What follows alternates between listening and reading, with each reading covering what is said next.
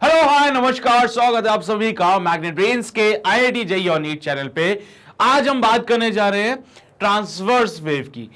भाई almost ending की तरफ आ चुके हैं, 11th की एंडिंग की तरफ वेव्स हमारा बचा है। उसमें पहला पार्ट जो होगा वो ट्रांसवर्स वेव का होगा और नेक्स्ट लेक्चर जो हम करेंगे वो साउंड वेव पे होगा, ठीक है। बेटा if we talk about the transverse wave, तो बेसिकली आपने देखा होगा कि एक ऐसी वेव जिसका ऑसिलेशन, जिसमें जो पार्टिकल्स ऑसिलेट करते हैं वो वेव प्रोपगेशन के परपेंडिकुलर होती है, उसको हम ट्रांसवर्स वेव कहते हैं।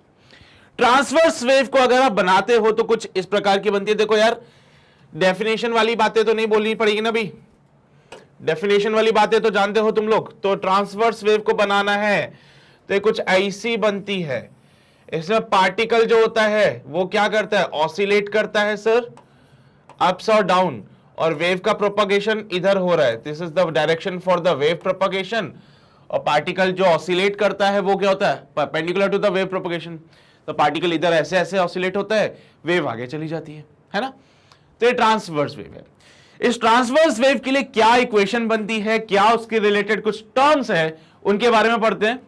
फिर उसके बाद आगे वेव वेलोसिटी वगैरह सब निकालेंगे, ठीक है, वो सब देख लेंगे बाद में क्या होता है, स्टैंडिंग वेव, स्टेशनरी वेव, ये सब कुछ आएगा अभी।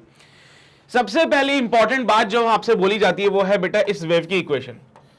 तो किसी भी प्रोग्रेसिव वेव के लिए जो कि एक पॉजिटिव एक्स डायरेक्शन में जा रही है, एक वेव ट्रांसवर्स वेव की बात करी जा रही है, एक ट्रांसवर्स वेव जो कि पॉजिटिव एक्स एक्सिस पे जा रही है, उसके लिए इक्वेशन बोली जाती है a sin omega T minus का kx।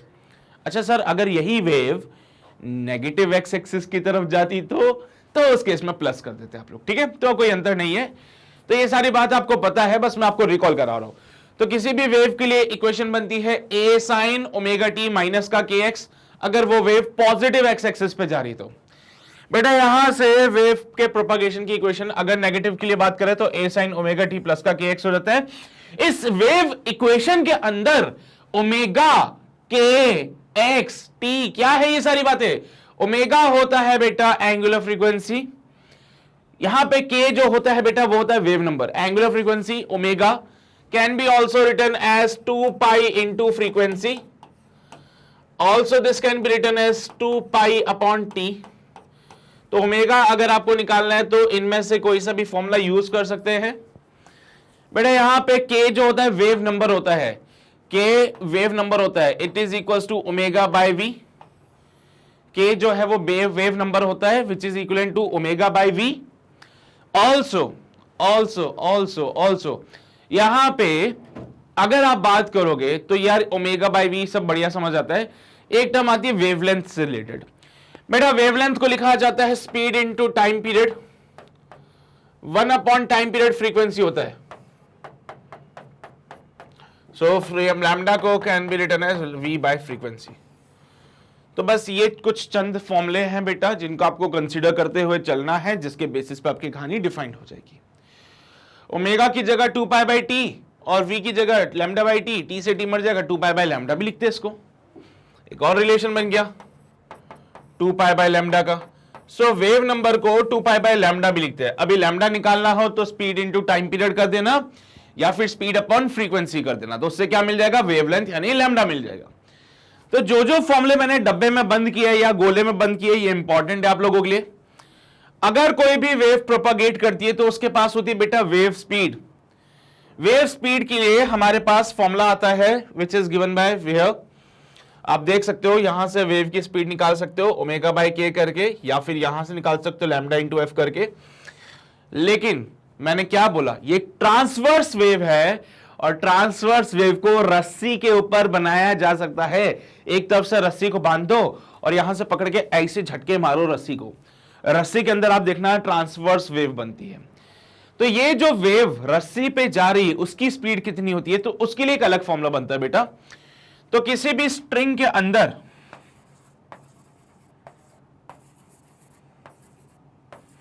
Wave on a string की बात करो बेटा, किसी भी रस्सी के अंदर अगर मैं वेव बनाता हूं तो उसकी स्पीड का फॉर्मूला बनता है under root of T by mu. बेटा टी यहां पे टेंशन को डिनोट करेगा और म्यू जो होता है वो होता है मास पर यूनिट लेंथ। म्यू क्या हो जाएगा मेरे बच्चे, मास पर यूनिट लेंथ, ठीक है। तो इस बात का ध्यान रखिएगा, आप लोग ध्यान रखोगे नहीं रखोगे? अरे रख लेना भैया, सीधा सवाल बन जाएगा, क्या पता नंबर मिल जाए, 4 नंबर यहीं से आ जाएगा प्लेयर। चलो भाई, तो किसी भी प्लेन प्रोग्रेसिव वेव की, बेटा इस वेव को क्या बोलेंगे? Plane progressive wave. तो अगर इस प्लेन प्रोग्रेसिव वेव की बात करें तो इक्वेशन ऐसी बनेगी। अगर हम बात करें इन्हीं में, तो ओमेगा एंगुलर फ्रीक्वेंसी 2πf या फिर 2π/t होता है, कि हमारा वेव नंबर होता है जो कि ω/v या फिर 2π/λ बनता है। लैम्डा वेवलेंथ होता है जिसका फॉर्मूला बनता है vt या फिर v/f। उसके अलावा क्योंकि एक ट्रांसवर्स वेव को रस्सी के ऊपर बनाया जा सकता है, तो रस्सी के केस में अगर ट्रांसवर्स वेव निकालना है, it is given by v equals to √t/μ। और बेटा म्यू जो होता है मास पर यूनिट लेंथ होता है। म्यू क्या होता है? मास पर यूनिट लेंथ होता है। इसको नोट किया होगा सभी ने। चलिए भाई आगे बढ़ते हैं, आगे बढ़ेंगे and let's see the relation between the phase difference and the time difference and the phase difference and the path difference. बेटा यहां पे क्या रिलेशन है फेज डिफरेंस, टाइम डिफरेंस और पाथ डिफरेंस के बीच में? तो बड़ा सिंपल सा फंडा आता है बेटा, मैं इसको आगे बता देता हूं। डेल्टा फाई जो होता है वो होता है 2π/t इंटू डेल्टा टी। ये फेज डिफरेंस और टाइम डिफरेंस में है। डेल्टा फाई जो होता है 2π/λ इंटू डेल्टा एक्स। क्या ये रिलेशंस मैंने सही दिखे? एक बार क्रॉस चेक करेंगे सभी लोग। Delta phi equals to 2π/T delta theta, delta phi equals to 2π/λ delta X. तो यहां पे एक रिलेशन आ गया है। ये रिलेशन है between phase difference and time difference, phase difference versus time difference. तो फेज डिफरेंस और टाइम डिफरेंस में रिलेशन ये आता है, and this is the relation for the phase difference versus path difference. तो अगर फेज देके आपसे पाथ के बारे में पूछे तो आप ये रिलेशंस का यूज कीजिएगा। फेज देके अगर पाथ पूछ ले, पोजीशन पूछ ले, तो ये रिलेशन यूज कीजिए।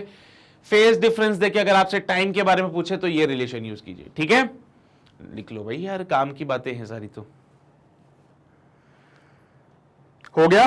चलो भाई बहुत बढ़िया, आगे बढ़ते हैं। एनर्जी का प्रोपगेशन कैसे हो रहा है भाई वेव में? तो हर वेव मोशन जो है इन्वॉल्व करती है transfer of energy and momentum की। ऑब्वियसली बात है, ये बात हम समझते हैं कि वेव इज अ डिस्टर्बेंस जिसमें एनर्जी का ट्रांसफर हो रहा है। भाई वेव का काम क्या है? एनर्जी और मोमेंटम का ट्रांसफर करना from one place to another place. बहुत बढ़िया। तो एनर्जी का जो ट्रांसफर हो रहा है ना किसी भी वेव के फॉर्मेट में, वो किस फॉर्मेट में रहेगा? तो वो रहता है बेटा एनर्जी डेंसिटी के फॉर्म में, पावर के फॉर्म में और इंटेंसिटी के फॉर्म में। तो क्या बोला? The energy in the wave motion is manifested in 3 form, namely energy density, power and the intensity. बेटा यहां पे एनर्जी डेंसिटी का फॉर्मूला बनता है ये वाला, rho omega square A square by 2। Power का फॉर्मूला बनता है A square omega square mu V by 2। और इंटेंसिटी का फॉर्मूला बनता है A square omega square rho V by 2। यार ये सारी बातें नहीं तो नहीं है ना तुम लोगों के लिए? कोई ऐसा प्राणी तो नहीं है जिसको पता नहीं हो कि क्या है क्या नहीं? ये सारी बातें नहीं है ना? चलो भाई बहुत बढ़िया, आगे बढ़े हम लोग। यहां पे भी भाई प्रिंसिपल ऑफ सुपरपोजिशन होता है। एक वेव यहां से आई, एक वेव यहां से आई, है ना? ये दोनों वेव मिली, मिलने के बाद एक नई वेव बनाई। तो वो जो नई वेव बनती है उसकी इक्वेशन क्या है? तो जो दो वेव्स आ रही थी वो दोनों अगर सुपर इंपोज कर जाएं तो रिजल्टेंट वेव का एम्पलीट्यूड ज्यादा भी हो सकता है, कम भी हो सकता है, डिपेंडिंग ऑन कि किस टाइप का यहां पे इनका मिलाव हो रहा है या फिर किस टाइप का इनका इंटरफेरेंस हो रहा है। सो यहां पे y1 is the equation of the first wave, a1 sin omega t minus का kx। y2 is the equation for the second wave, a2 sin omega t minus kx plus का phi। Principle of superposition के हिसाब से y equals to y1 plus y2 किया जा सकता है। तो वो क्या आपसे पूछेगा? एम्पलीट्यूड के बारे में पूछेगा। तो ये तो मैंने आपको एसएचएम में भी बताया था कि एम्पलीट्यूड निकालने के लिए आप जैसा vector law of addition follow करते थे वैसे फॉलो कर लीजिएगा। बस अंतर ये रखो कि ये जो फाई है वो पाथ नहीं, फेज डिफरेंस हो जाएगा, है ना? वो क्या हो जाएगा? फेज डिफरेंस, डेल्टा फाई जो था। और क्या है इसमें? कुछ भी नहीं तो नहीं है। फाई यहां पे फेज डिफरेंस को डिनोट करेगा। ठीक है, चलिए भाई बहुत बढ़िया। तो आगे बढ़े। अब मैंने क्या बोला? ये डिपेंड करता है कि एम्पलीट्यूड ज्यादा होगा या कम होगा। तो वो डिपेंड करता है कि ये जो वेव्स आपस में मिली है जिसको हम प्यार से इंटरफेरेंस कहते हैं, तो वेव जब आपस में मिल रही है तो इंटरफेरेंस हुआ, तो ये इंटरफेरेंस किस टाइप का है, क्या वो कंस्ट्रक्टिव है या फिर वो डिस्ट्रक्टिव है। जब मैं बात करता हूं कंस्ट्रक्टिव इंटरफेरेंस की, तो मतलब बनाना, कंस्ट्रक्ट मतलब बनाना। तो दो छोटे छोटे से एम्पलीट्यूड आए, मिले, दो छोटी छोटी सी वेव आई, मिली, एक बड़ी वेव बना दी। बड़ी वेव जब बनती है ना, तो it is known as the constructive interference. उसमें क्या होता है, दो छोटी छोटी वेव्स मिलके एक बड़ी वेव बनाती है। छोटी वेव का एम्पलीट्यूड छोटा छोटा, बड़ी वेव का एम्पलीट्यूड बड़ा बड़ा। तो यहां पे अगर हम कंस्ट्रक्टिव इंटरफेरेंस की बात करते हैं, तो यहां पे दोनों वेव्स के, आप यहां पे पूरा रिजल्ट देख सकते हैं। एम्पलीट्यूड फाइंड करना है तो दोनों वेव्स के एम्पलीट्यूड को डायरेक्टली ऐड कीजिए। इंटेंसिटी फाइंड करनी है तो दोनों वेव्स की इंटेंसिटी का अंडर रूट ले लिया, under root of I1 plus under root of I2, इसका पूरे का स्क्वायर कर देंगे, ठीक है। बाकी फेज डिफरेंस यहाँ पे बेटा 2n पाई होता है, जिसके हिसाब से पाथ डिफरेंस जो बनेगा वो 2 pi by lambda delta x बन जाएगा। अब जैसे जैसे आप डेल्टा फाई का वैल्यू पुट करते जाएंगे, वैसे वैसे डेल्टा x का वैल्यू एडजस्ट होता रहेगा। तो पहला केस जहां पे कंस्ट्रक्टिव इंटरफेरेंस हो रहा है, वहां पे हमने सारी चीजें डिफाइन करी है बेटा। यहां पे cos फाई को भूल जाइएगा, क्योंकि यहां पे उसकी मैक्सिमम वैल्यू है, ठीक है, तो वो सब नहीं मायने रखता फिर तुम लोगों के लिए। क्लियर रहेगी बातें, क्लियर रहेगी, बड़े आगे। चलो भाई, अगला केस आता है डिस्ट्रक्टिव इंटरफेरेंस के लिए। अब destructive as by the name destroy कर रहा है। तो दो वेव आपस में मिली और मिलने से इनकी बनी नहीं, आपस में बनी नहीं, इनकी लड़ाई शुरू होगी। लड़ाई में एक दूसरे को मार दिया, कौन रह गया, कोई भी नहीं रहा सर। पहले वालों ने क्या किया, पहले वाली दोनों वेव मिली, आपस में दोस्ती हुई, दोस्ती के बाद सर फिर जो भी होता है आगे, है ना, और उसके बाद वो एक हो गए। चलो भाई और यहां पे क्या हुआ, इन्होंने दुश्मनी पाल ली, दुश्मनी पालने की वजह से क्या हुआ, खत्म हो गए।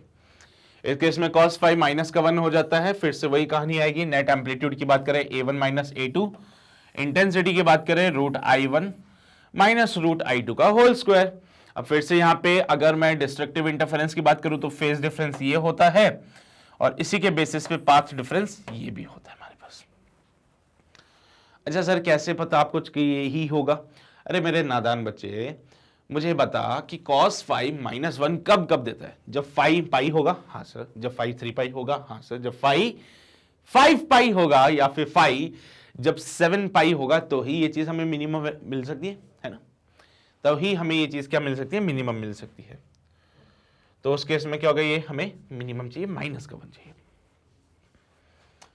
डिस्ट्रक्टिव इंटरफेरेंस समझते हो बात को, कंस्ट्रक्टिव इंटरफेरेंस, डिस्ट्रक्टिव इंटरफेरेंस, इसके अलावा और कुछ नहीं है इसमें।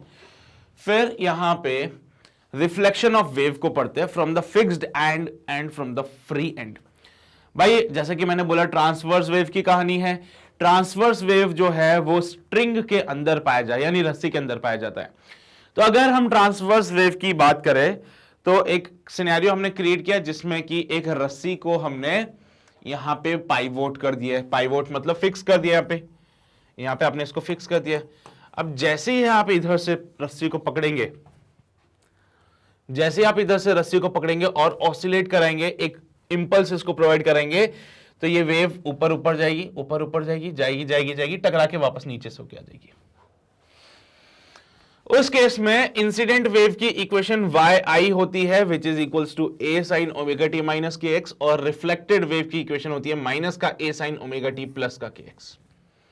क्या बोले, अरे यहां से पकड़ के तुमने एक छोटा सा इंपल्स दे दिया, ये ऊपर चली गई, जाने के बाद अब ये वापस आएगी, फिर से इंपल्स नीचे की तरफ, और ऐसे ये कहानी बनने वाली है। ये ऊपर वाला बम्प जो है वो इधर की तरफ जाएगा एंड ये इधर की तरफ आ जाएगा। सिंपल है। इस केस में एनर्जी का कोई भी लॉस नहीं होता है, ठीक है, इस केस में एनर्जी का कोई भी लॉस नहीं होता है। सेकंड केस जो आता है उसमें आपने क्या किया, रस्सी जो थी हमारे पास उसको एक रिंग से अटैच किया। जो रस्सी हमारे पास है उसको एक रिंग से अटैच किया, जिससे कि ये फ्री एंड बन जाए बेटा, एक तरह का रिंग से अटैच करने से एक सॉर्ट ऑफ फ्री एंड हो जाएगा। जैसे पहले एकदम फिक्स था ना वो, तो वो दिक्कत नहीं, अब वो काम हो गया। इस केस में इंसिडेंट वेव का equation a sin omega t minus k x, कोई दिक्कत नहीं, सब बढ़िया चल रहा है।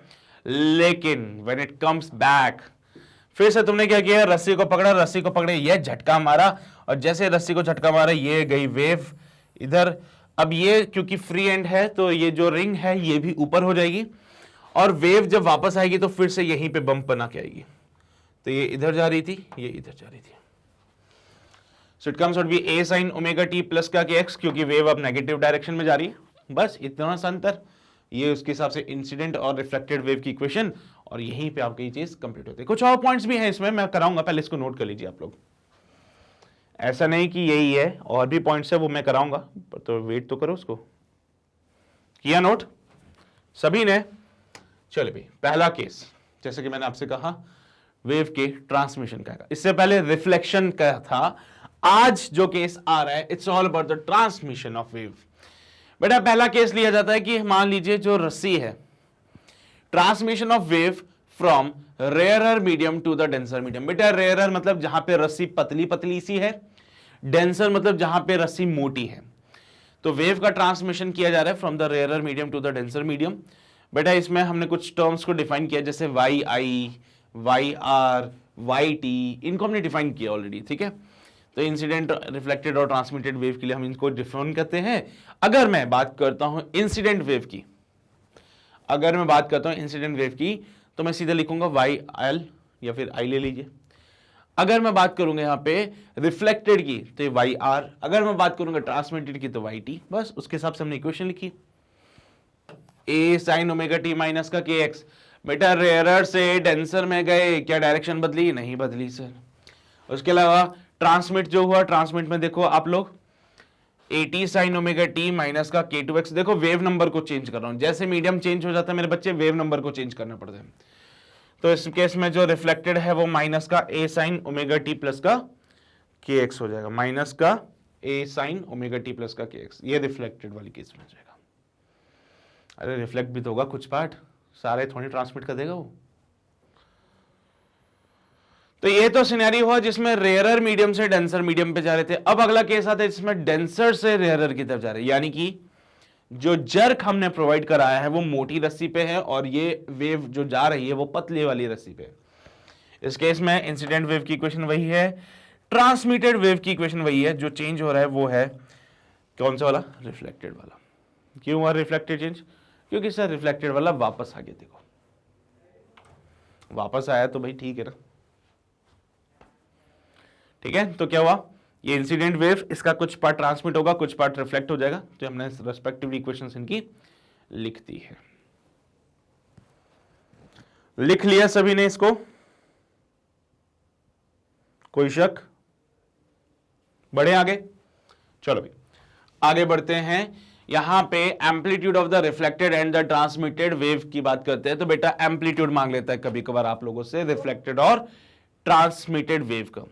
बेटा रिफ्लेक्टेड वेव के एम्पलीट्यूड की बात करें, so it is given bye v2 minus v1 upon v1 plus v2 into a1। अगर मैं ट्रांसमिटेड की बात करूं, इस 2v2 divide by v1 plus v2 into a1, है ना। इनिशियल या फिर इंसिडेंट वाली वेव जो थी उसका एम्पलीट्यूड, रिफ्लेक्टेड वेव का एम्पलीट्यूड, ट्रांसमिटेड वेव का एम्पलीट्यूड, फॉर्मूले लगाए हमने, रेस्पेक्टिवली हमारे आंसर्स आएंगे। v1 v2 रेस्पेक्टिवली स्पीड्स होती है यहाँ पे, ठीक है। तो इसकी चिंता बिल्कुल भी मत कीजिएगा, ये सारी बातें आपको क्वेश्चन आने पे समझ आ जाएगी खुद ब खुद ही। इसके बाद जो अगली बात होती है वो है स्टेशनरी वेव की। स्टेशनरी वेव का फॉर्मेशन कब होता है? जब आप किसी भी रस्सी को दो तरफ से पकड़ लो और बीच में से उसको प्लग कर दो। तो जब भी कोई स्टेशनरी वेव बनती है तो उसमें क्या होता है कि हर एक पार्टिकल का, ये क्या हो गया इसको, जस्ट वेट, यहां पे कुछ इस प्रकार से ऑसिलेशन होता है। ये एक स्टेशनरी वेव बनती है बेटा। तो यहां पे आपने दो फिक्स पॉइंट्स बना दिए, ठीक है, दो फिक्स पॉइंट बना दिए। जो फिक्स पॉइंट होते हैं इनको नोड कहते हैं बेटा। क्या बोलते हैं इनको? नोड कहते हैं। अब आप देखो तो हर पार्टिकल का एक अलग ऑसिलेशन हो रहा है, एक फिक्स ऑसिलेशन हो रहा है। हर पार्टिकल यहां पे अलग अलग एम्पलीट्यूड के ऑसिलेशन कर रहा है, ठीक है। तो ये स्टेशनरी वेव होता है जिसमें कि हम पहला केस लेते हैं when reflected from the fixed and. तो अगर आप यहां पे रिफ्लेक्शन की बात करते हो फ्रॉम द फिक्स्ड एंड, तो वहां पे एक स्टेशनरी वेव का फॉर्मेशन होता है। और मेरे बच्चे यहाँ पे इंसिडेंट वेव की इक्वेशन होती है a sin omega t minus का kx, और जब रिफ्लेक्ट होके वापस अपोजिट डायरेक्शन में आएगी तो reflected wave a sin omega t plus का kx होता है। लेकिन ये माइनस के साथ आता है क्योंकि नीचे की तरफ बनती है इक्वेशन इसकी, ठीक है। तो प्रिंसिपल ऑफ सुपरपोजिशन से क्या बोला जाता है यहाँ पे कि जो फाइनल हमारे पास स्टेशनरी वेव की इक्वेशन बनेगी, इट विल बी माइनस का 2a cos omega t sine का kx, ठीक है। तो यहाँ पे दोनों फंक्शन आते हैं आपके पास में।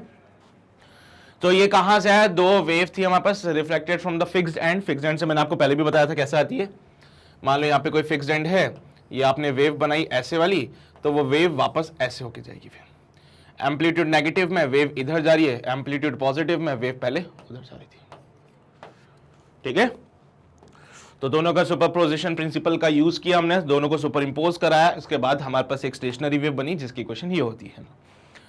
सेकंड केस, जब स्टेशनरी वेव का फॉर्मेशन हम कर सकते हैं जब यहां पे रिफ्लेक्शन होता है फ्रॉम द फ्री एंड। तो बेटा जब फ्री एंड से रिफ्लेक्शन की बात करेंगे तो a sin omega T minus का x और a sin omega T plus का x, मैं पहले भी बता चुका हूं फ्री एंड से रिफ्लेक्शन की बात। सो अगर मान लीजिए ऐसे करके यहां पे वेव जा रही है तो ये वापस ऐसे ही करके आएगी, तो इधर से जा रही है और ये इधर से आ रही है। दोनों केस में एम्पलीट्यूड पॉजिटिव होता है, बस आप देख सकते हो कि वेव एक तरफ पहले तो पॉजिटिव एक्स एक्सिस पे जा रही थी, फिर नेगेटिव एक्स एक्सिस पे जा रही है। तो उसी के हिसाब से हमारी इक्वेशन को हमने डिफाइन किया और फिर से सुपरपोजिशन प्रिंसिपल लगाने से y equals to 2a sin omega T cos kx का इक्वेशन हमारे सामने आता है। तो स्टेशनरी वेव, अगर मान लो ऐसी इक्वेशन देखने को कहीं मिल जाए तो समझ जाने की वो स्टेशनरी वेव की बातें कर रहे हैं यहाँ पे। ठीक है, ऐसी इक्वेशंस अगर कहीं देखने को मिले तो समझ जाइए कि वो स्टेशनरी वेव की बातें कर रहे हैं। एनीवेज चलिए भाई, ये सारी बातें तो आपको पता ही थी, बस एक बार रिकॉल कराना है। फिर इसके बाद बेटा law of transverse vibration of a string आता है, जिसमें हमें कुछ बातें पता चलती है, जैसे कि एक्चुअली ये velocity of the wave on a string पे कई फॉर्मूले पे बेस्ड है और कहता है कि ये जो होता है इनवर्सली प्रोपोर्शनल टू एल होता है बेटा, अगर टी और म्यू कांस्टेंट हो जाए। क्योंकि आपको एक फॉर्मूला बताया था मैंने आपको, under root of T by mu, पहला फॉर्मूला तो ये था। फिर एक फॉर्मूला बना है 1/2l under root of T by mu. तो यहां पे वेलोसिटी के लिए हम फॉर्मूले को डिफाइन करते हैं। ठीक है, तो यहां से v inversely proportional to l होता है अगर t और म्यू कांस्टेंट है, v proportional to under root of t होता है अगर म्यू और l कांस्टेंट है, और अगर t और l कांस्टेंट है तो v inversely proportional to mu होता है। तो ये कुछ लॉज हैं बेटा, law of length, law of tension, ठीक है, और लॉ ऑफ मास। ये डायरेक्ट चीजें आती हैं क्वेश्चन सॉल्विंग के लिए, बस आपको ये देखना है कि क्या चीज हमारे पास अवेलेबल है और क्या चीज मिसिंग है। So this is the ultimately formula जो हमारे पास आता है, वो यही है, यहीं से सारे लॉज ये डिफाइन किए गए थे। लिख लीजिएगा इसको। ठीक है, इसके अलावा vibration of a stretched string, बेटा एक रस्सी जो कि बिल्कुल टाइट है, इसका अगर वाइब्रेशन किया जाए तो कंसीडर करेंगे एक स्ट्रेच स्ट्रिंग को having the length L fixed at the both and. जैसा कि मैंने पहले भी बनाया था, एक रस्सी जो कि दो फिक्स्ड एंड के बीच में है, तो इसका जो वाइब्रेशन हो सकता है वो ऐसा वाला ही हो सकता है बेटा। एक रस्सी जो कि दो पॉइंट के बीच में फिक्स्ड है, A और B both are the fixed points. एक रस्सी जो दो पॉइंट के बीच में फिक्स्ड है, उसका वाइब्रेशन ऐसा ही कुछ हो सकता है। तो पहला केस आता है बेटा जिसमें कि हमने बोला कि मान लीजिए एक ही यहां पे लूप बनता है, तो उस केस में L जो होता है बेटा λ/2 हो जाता है। वो फिर L क्या हो जाता है, λ/2 हो जाता है। मान लो हमारे पास कुछ ऐसा सिचुएशन बन जाए जिसमें यहाँ पे एक फिक्स पॉइंट हो जाएगा, यहाँ पे बीच में एक और फिक्स पॉइंट हो जाएगा और एक फिक्स पॉइंट हो जाएगा। ठीक है, अगर दो लूप बने तो n का वैल्यू 2 पुट कर देना, तो यहाँ पे L इक्वल्स टू 2 λ/2 हो जाता है। फिर पता है ना तुम लोगों को, जो फिक्स पॉइंट होते हैं उसको नोड कहते हैं और जो मैक्सिमम एम्पलीट्यूड पे जाते हैं उनको एंटी नोड कहते हैं। दो नोड के बीच का डिस्टेंस λ/2 होता है, दो पॉइंट के बीच का जो डिस्टेंस है वो L है और ये λ/2 के बराबर होगा।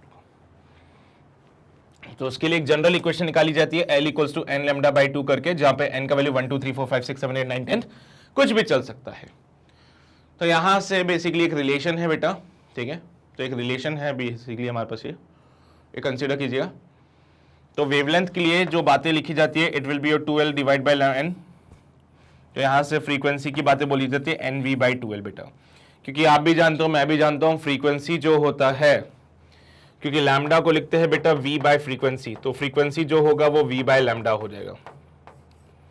लैम्डा की वैल्यू आप पहले निकाल सकते हो 2l/n यहां पुट करूंगा तो nv/2l इज द फ्रीक्वेंसी। इस केस में जो फ्रीक्वेंसी हमारे पास मिलती है, it will B nv/2l, n का वैल्यू 1 2 3 4 चलेगा। एक लूप अगर बनता है, एक ही लूप अगर बनता है, n का वैल्यू यहां पे 1 पुट करना, उसके हिसाब से फ्रीक्वेंसी जो बनेगी it will be your v/2l। यहां पे फ्रीक्वेंसी बन जाएगी 2v/2l और एक एज पर द अकॉर्डिंगली हम जैसे जैसे n का वैल्यू पुट करते जाएंगे आप अपनी वैल्यूज को डिफाइन करते हुए चल पाएंगे। ठीक है, fundamental frequency, first overtone, second overtone, ये सब आगे आएगा वैसे तो। ठीक है, तो इन सब की चिंता मत करो। ठीक है, इन सारी बातों की चिंता बिल्कुल भी मत करना, बस एक जनरल फॉर्मूले मैंने लिखवा दिए, इन जनरल फॉर्मूलास को फोकस करते हुए चलना तो काम आसान हो जाएगा। इसके अलावा कुछ सवाल होते हैं हमारे पास जो कि वेव्स पे पूछा जाता है, बेसिकली ट्रांसवर्स वेव की बात कर रहा हूं। जैसे कि सवाल बोला कि phase difference between the 2 point is π/3, तो फ्रीक्वेंसी 50 हर्ट्ज है, तो डिस्टेंस बिटवीन द 2 पॉइंट्स। अब बेटा यहां पे ऐसे सवालों में देखो आपको फेज का डिफरेंस दे दिया जाता है जो कि π/3 है, फ्रीक्वेंसी दे दी जाती है जो कि 50 हर्ट्ज है, और आपसे जो मांगा जाता है वो होता है कि भाई what is the path difference, यही तो पूछ रहा है वो। Distance between the 2 points, path difference है, स्पीड दे दी आप लोगों को 330 मीटर पर सेकेंड। अब आप ही मुझे बताओ, क्या ये सारी बातें देने के बाद आप पाथ डिफरेंस नहीं निकाल पाएंगे? मेरे हिसाब से एक रिलेशन था हमारे पास, delta phi equals to 2π/λ into delta X करके। लैम्डा को जो लिखा जाता है वो c/f लिखा जाता था, आपको याद हो तो। यहां पे स्पीड दे रखी है, सो 2πf/v इंटू डेल्टा एक्स, 2π। अच्छा एक बात बताइए, फ्रीक्वेंसी को क्या मैं 50 हर्ट्ज लिखूं यहां पे, और v को क्या मैं यहां पे 330 लिख दूं, और डेल्टा x तो हमें फाइंड करना ही है, और फेज डिफरेंस π/3 ऑलरेडी दे दिया है, तो π/3 यहां कर दिया। पाई से तो पाई मर जाएगा, 0 से 0 भी मर जाएगा, 3 से 11 टाइम्स ये भी मर जाएगा, डेल्टा x का वैल्यू 1.1 मीटर आ जाएगा। यही तो है आंसर।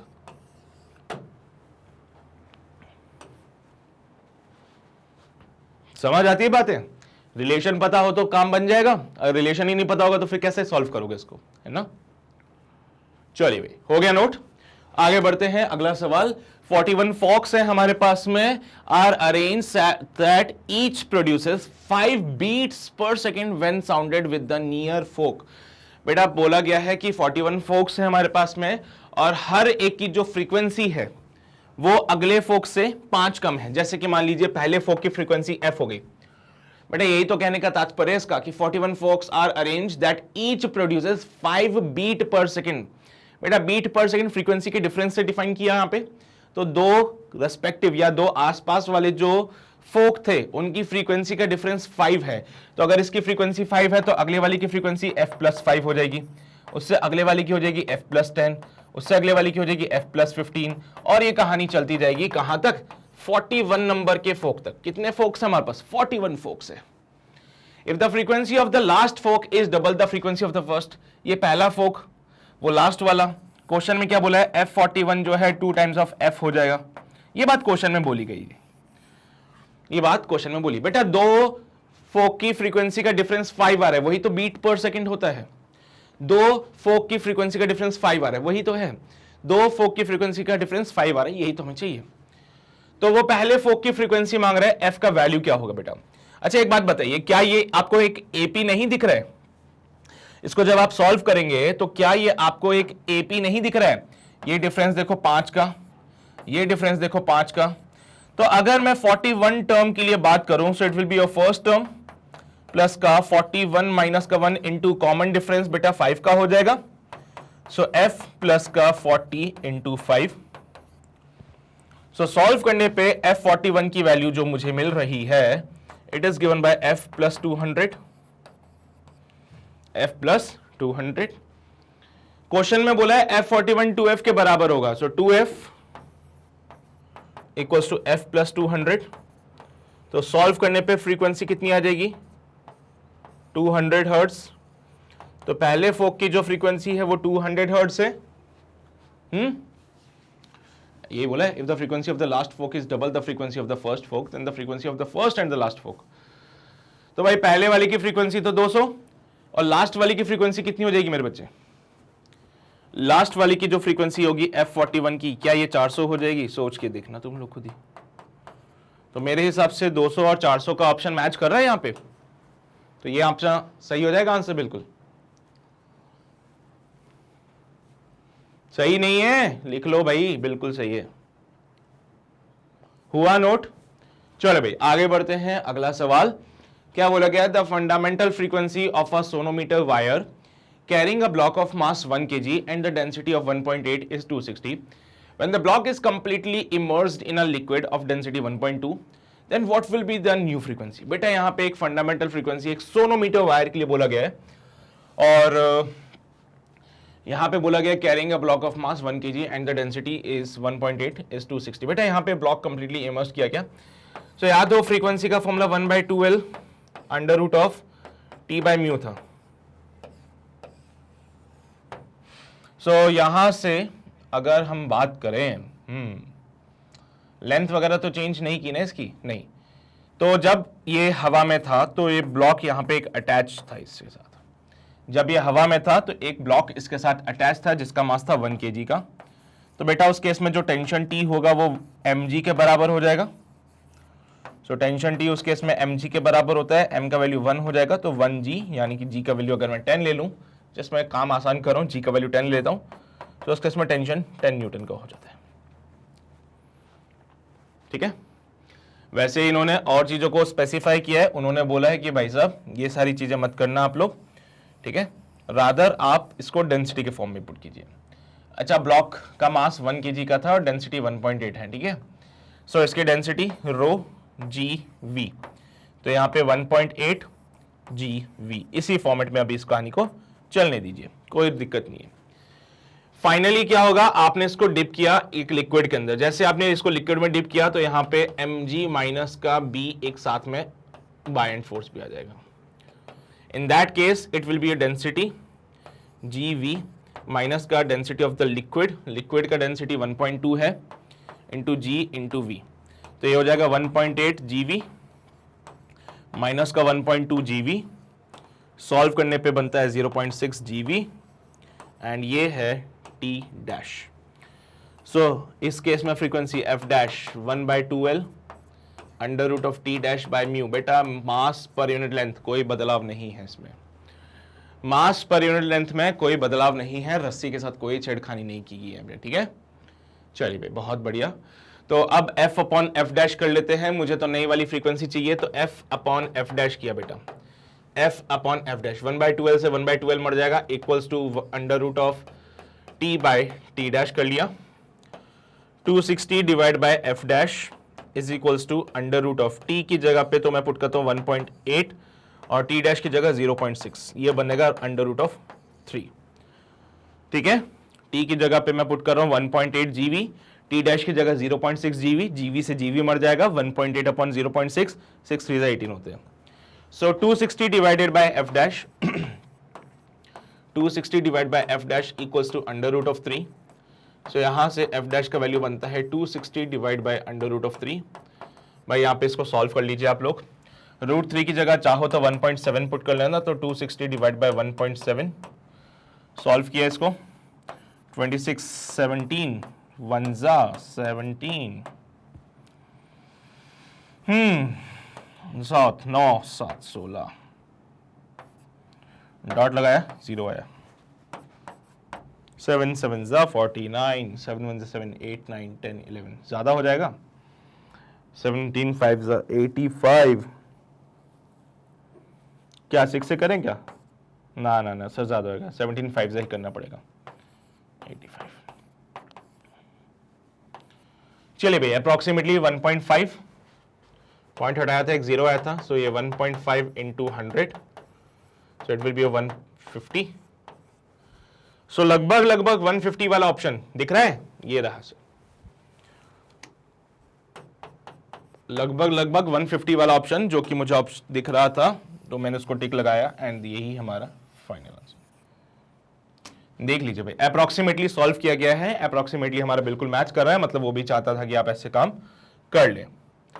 अप्रोक्सीमेटली आपने सॉल्व किया, it comes out be 150 hertz, जो ही आपको ऑप्शन में मिल रहा था. आपने उस पर टिक लगा दिया. यही आपका फाइनल आंसर हो गया.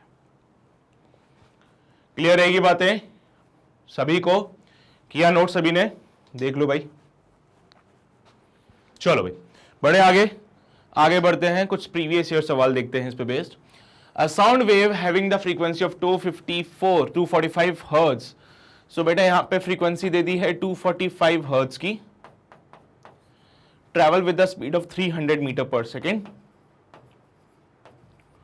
Each point of the wave move to and fro to a total distance. बेटा मान लो एक पार्टिकल है, ऊपर से नीचे जा रहा है और टोटल जो चल रहा है वो 6 सेंटीमीटर, ऊपर गया फिर नीचे गया, ऊपर गया फिर नीचे गया, तो ऐसे ही पूरा वो टोटल डिस्टेंस 6 सेंटीमीटर का चल रहा है।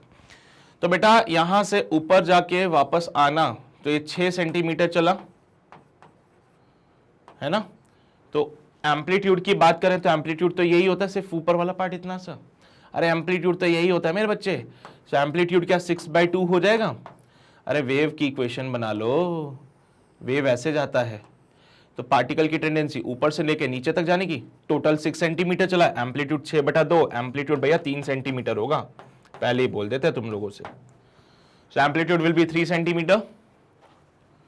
अब सेंटीमीटर है तो मीटर में तो कन्वर्ट करना पड़ेगा, तो 0.03 मीटर हो जाएगा एम्पलीट्यूड। उसके अलावा और क्या दे रखा है? Wave moved, what will be the mathematical expression. तो पहली बात तो जिसमें 0.06 है वो काट दीजिए, क्योंकि वो ऑप्शन तुम्हारे नहीं होंगे। अपार्ट फ्रॉम दिस, अब देखो किसी भी वेव की इक्वेशन लिखनी होती है तो it can be written as a sin kx minus omega T. अब k जो होता है बेटा 2 पाई लैम्डा भी लिखते हैं इसको हम लोग, या फिर इसको ओमेगा बाय क्या लिखते थे? 2 पाई लैम्डा। अच्छा लैम्डा से कैसे करेंगे इसको?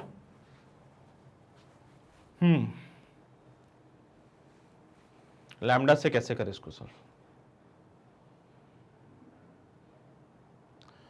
लैम्डा पता है हम लोगों को, निकाल सकते ना लैम्डा। तो लैम्डा को निकाल ले स्पीड अपॉन फ्रीक्वेंसी करके, 300/245। सॉल्व किया इसको, 300 245 1 जा 245, 10 में 5 गया 5, 9 में से 4 गया 5, डॉट लगाया, एक 0 आ रहा है।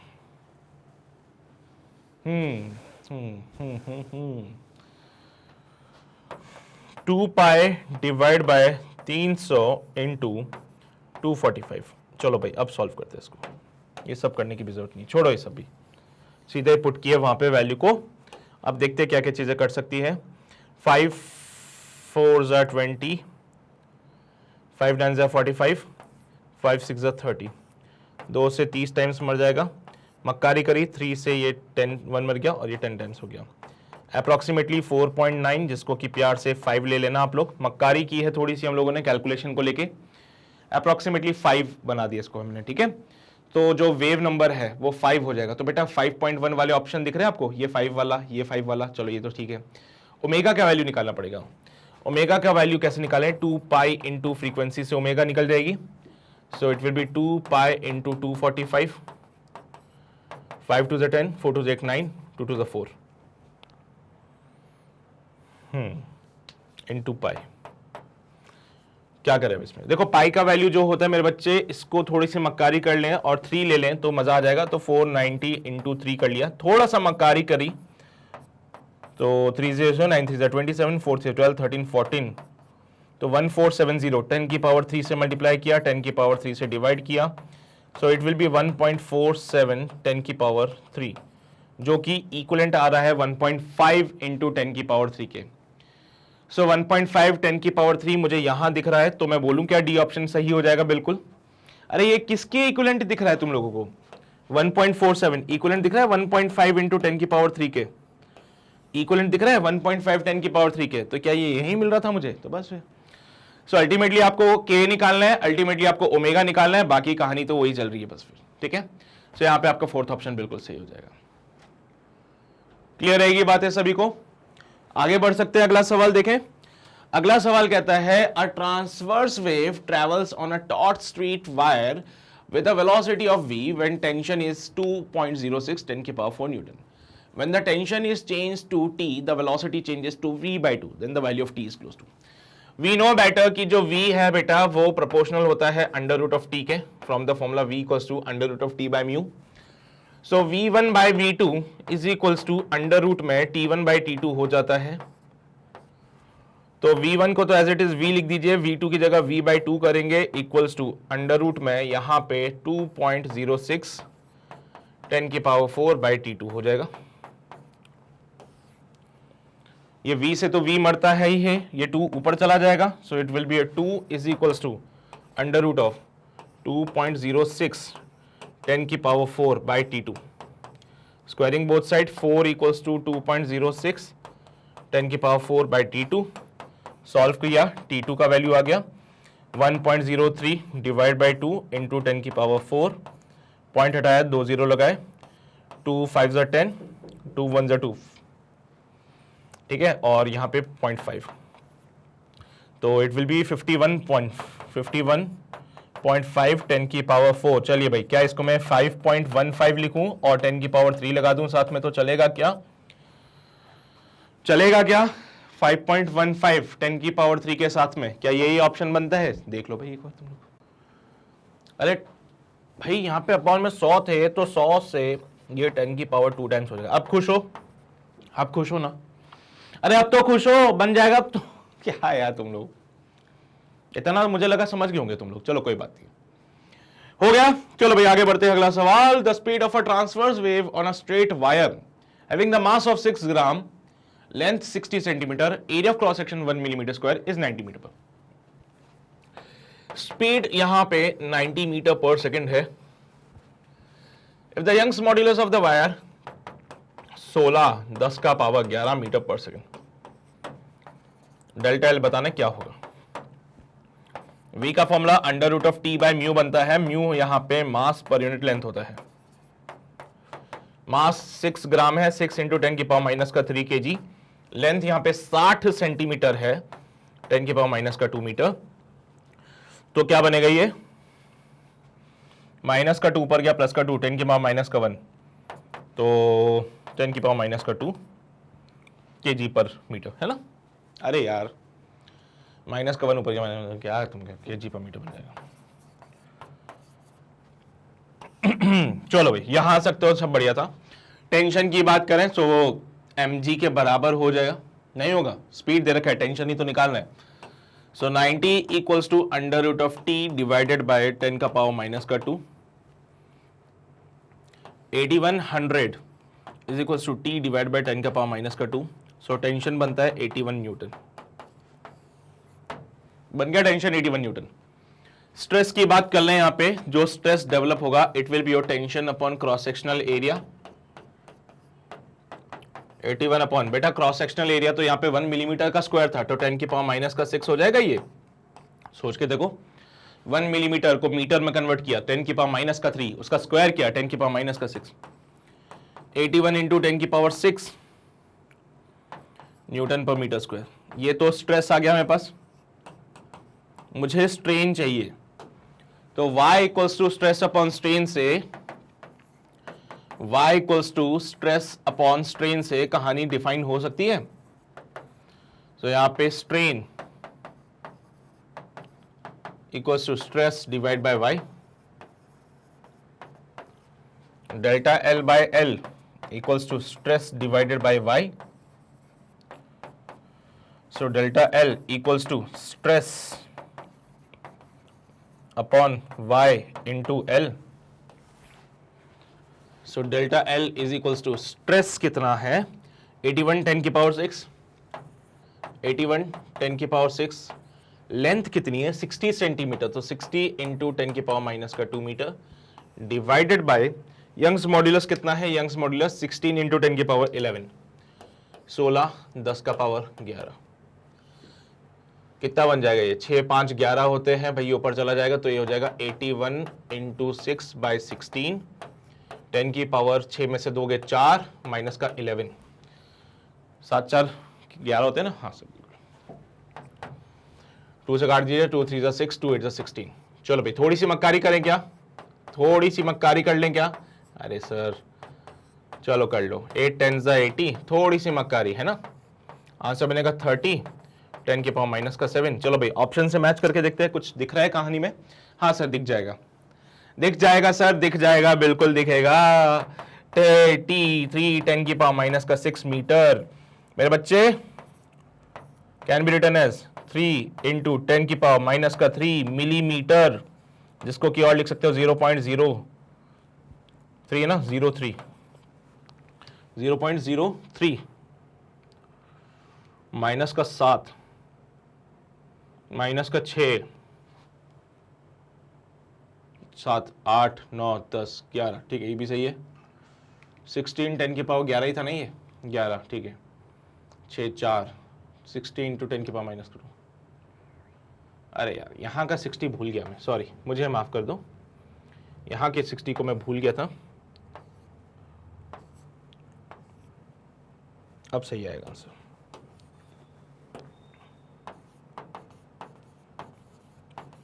ठीक है, ये 60 मैं भूल गया था भाई, ये 60 था, 30 बन जाएगा ये, फिर 300 बन जाएगा, 30, फिर ऐसे करके कहानी। ठीक है हाँ बस बिल्कुल यही सही जवाब है बेटा, यही तो सही जवाब है। लिख लो जल्दी से इसको। लिखा सभी ने?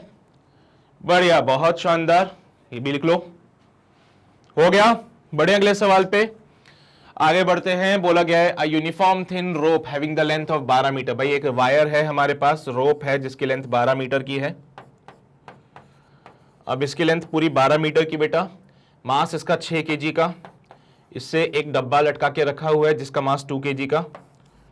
अब बोला यूं गया है कि एक ट्रांसवर्स वेव जो है वो जिसका वेवलेंथ 6 सेंटीमीटर है वो चल रही है, produces at the lower and. तो भाई यहां पे लोअर एंड पे जो वेवलेंथ है, लोअर एंड पे जो वेवलेंथ है वो तो 6 सेंटीमीटर दे दी। अब क्योंकि रस्सी का मास है तो ऊपर आते आते वेवलेंथ की वैल्यू हो सकता है बदल गई हो, तो अपर एंड पे वेवलेंथ क्या होगा ये आपको बताना है। लोअर एंड पे तो वेवलेंथ पता है, अपर एंड पे वेवलेंथ बताइए क्या होगा। पहली बात तो मुझे पता होना चाहिए लोअर एंड पे टेंशन कितना है, तो लोअर एंड पे टेंशन होता है बेटा 2G। अपर एंड पे टेंशन की बात करें तो टेंशन होता है यहां पे 2G प्लस का 6G।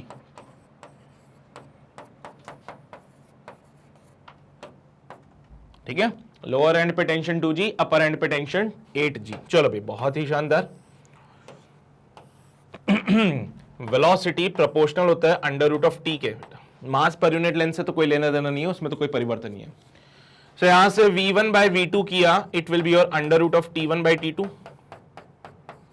Also we know better कि जो लैम्डा होता था उसको आप लिखते थे v बाय f, तो v equals to lambda into F. Frequency same रखी तो v प्रोपोर्शनल टू लैम्डा वाली कहानी बेटा। सो यहां से v प्रोपोर्शनल टू लैम्डा चला जाएगा, तो यहां पे v की जगह लैम्डा 1 बाय लैम्डा 2 लिखूं तो चलेगा ना, अंडर रूट ऑफ। सबसे नीचे टेंशन 2G लिख दो 2G, सबसे ऊपर टेंशन 8G लिख दिया, G से G मर जाएगा, 2 4 8 हो जाता है। सो लैम्डा 1 कितना था 6 by lambda 2 is equal to 1 upon under root of 4 1 by 2। So lambda 2 बन जाता है कितना 12 सेंटीमीटर। यही है आपका फाइनल आंसर 12 सेंटीमीटर। कुछ भी तो नहीं था इसमें, हलवा सा सवाल था ये भी। क्लियर रहेगी सारी बातें सभी को? कोई समस्या परेशानी किसी प्रकार की तो नहीं रहेगी? चले बे बहुत बढ़िया। तो यहां पे हमारे जो ट्रांसवर्स वेव की कहानी है इसको हम करते हैं समाप्त। बाकी उम्मीद करता हूं कि जो पॉइंट्स मैं आपको करा रहा हूं वो आपको समझ आ रहे होंगे, जो क्वेश्चंस बता रहा हूं वो क्लियर हो रहे होंगे।